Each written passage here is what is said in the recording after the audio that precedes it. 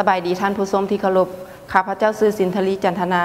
ขอต้อนรับเข้าสู่รายงานสภาพอากาศวันที่ 4 สิงหาคม 2018 จากห้องข่าวกรมอุตุนิยมและอุทกศาสตร์ในระยะหนึ่ง2 วันต่อหน้านี้ระดับน้ำโขงอยู่แต่แขวงคำมวลสวรรณเขตยังอยู่ในระดับเฝ้าระวังภัยส่วนนครปากเซและเขตล่องเซบังไฟยังอยู่ในระดับอันตราย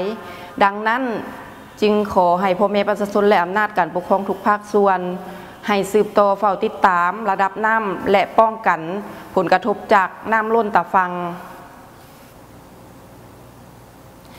สาเหตุที่พาให้สภาพอากาศเป็นคือแนวใดนั้นพวกเรามาติดตามสภาพน้ำกันเลยโดยเริ่มจากแผนที่อากาศและภาพดาวเทียมถือว่าภาพดาวเทียมนี่แมนห้องความกดดันอากาศต่ำได้พาดผ่านอยู่ภาคเหนือของประเทศลาวส่วนภาคกลางและภาคใต้แมนความกดดันอากาศต่ำยังปกคลุมสมทบกับกระแสลมมรสุมตะวันตกเฉียงใต้พัดปกคลุมซึ่งลักษณะดังกล่าวนั้นได้เหตุให้มีฝนตกในระดับคอยหาปานกลางอยู่แขวงภาคเหนือหาภาคกลางส่วนภาคใต้มีฝนตกกระจายอยู่บางท้องถิ่นปริมาณน้ำฝน24 ชั่วโมงผ่านมามีฝนตกในระดับคอยหาปานกลางอยู่แขวงภาคเหนือหาภาคกลางส่วนภาคใต้มีฝนตกกระจายอยู่บางท้องถิ่นซึ่งสามารถแทกได้อยู่เมืองเวียงภูคาแขวงหลวงน้ำทาแทกได้ 50.8 มิลลิเมตรและแขวงบุรีคำไซแทกได้ 44.0 มิลลิเมตรและเฮามาเบิ่งแผนที่ปริมาณน้ำฝนและทิศทางของลมใน1 มื้อต่อหน้า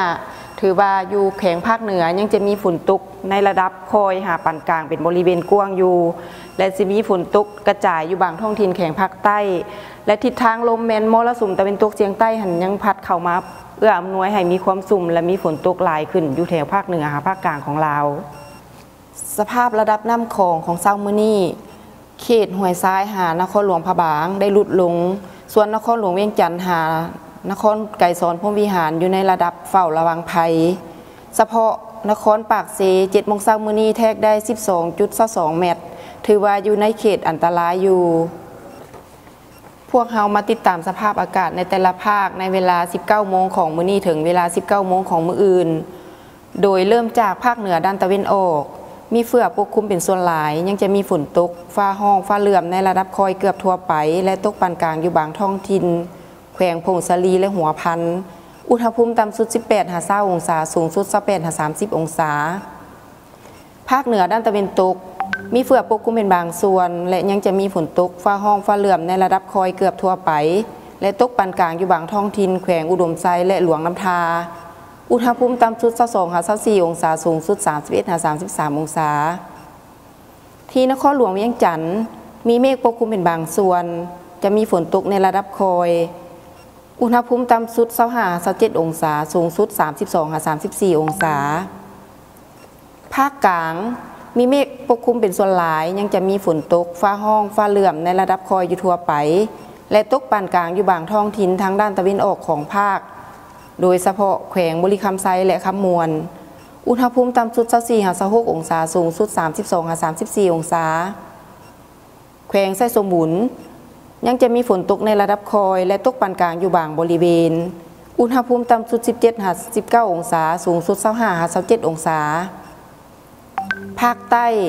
มีเฟือกปกคลุมเป็นบางส่วนและยังจะมีฝนตกกระจายอยู่บางท้องถิ่นแขวงสารวันจำปาสักเซกองและอัตตปือตืมอีก